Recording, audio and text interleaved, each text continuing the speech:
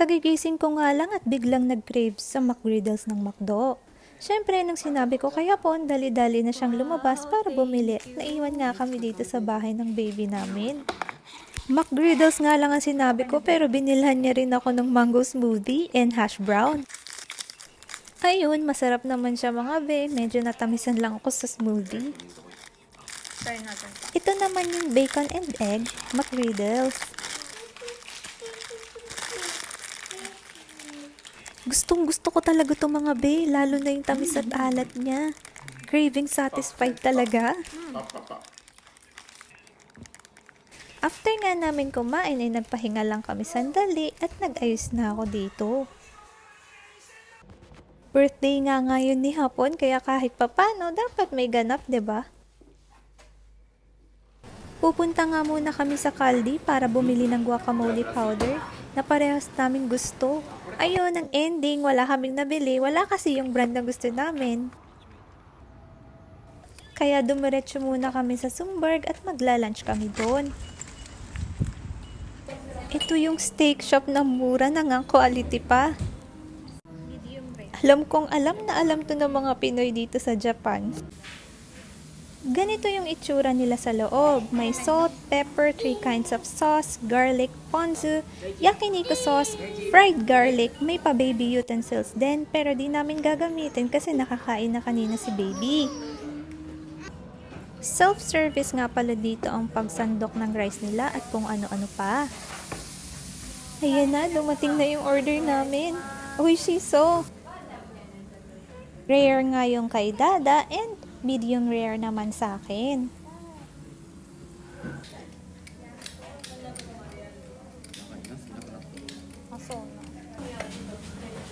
Tara, kain tayo. Nag-uusap nga kami dito at yung kay Dada nga na steak ay mukhang well done. Agad naman yung sinabi sa staff. Alam nyo ba, sorry yung mga staff na para bang ako na yung nahihiya. Kakasorry nila sa amin. Uy, yung pagkakasabi ni Dada sa mga staff ay napakaayos. Mabait pa po to sa mabait. Talagang ganito lang yung mga staff na Hapon. Yung tipong pang may pagkakamali sila, talagang tatago sa puso mo yung sorry. Okay, tapos na nga kaming kumain at sobrang nag-enjoy ako at napakasarap ng steak nila. Ang lambot at ang juicy. Bago nga kami bumili ng cake ay naalala ko yung mga kailangan sa bahay like toilet paper, tissue at iba pa.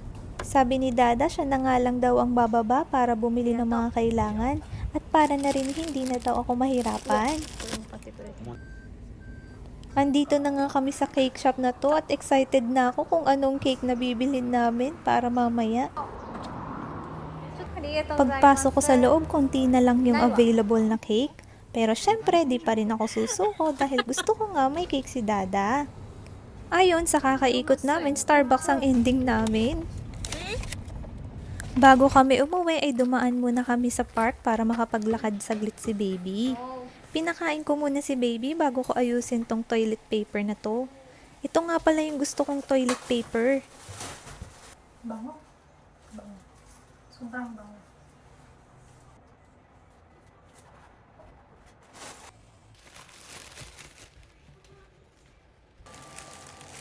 At inayos ko na nga din tong tissue paper para magamit na namin. Finally, makakakain na din ng cake. Cream chiffon cake ang in-order ni Dada at sa akin naman ay cheesecake. Siyempre, hindi mawawala ang coffee niya. Ako naman, water lang sapat na. Kain tayo. Di ko ba alam pero sa dinami-rami ng cake shop dito, pinakagusto ko talaga tong cheesecake ng Starbucks. Sa mga Pinay na nandito sa Japan, try nyo tong cheesecake ng Starbucks. Napakasarap mga be. Pati yung cream chiffon cake nila. Yan nga lang, matane!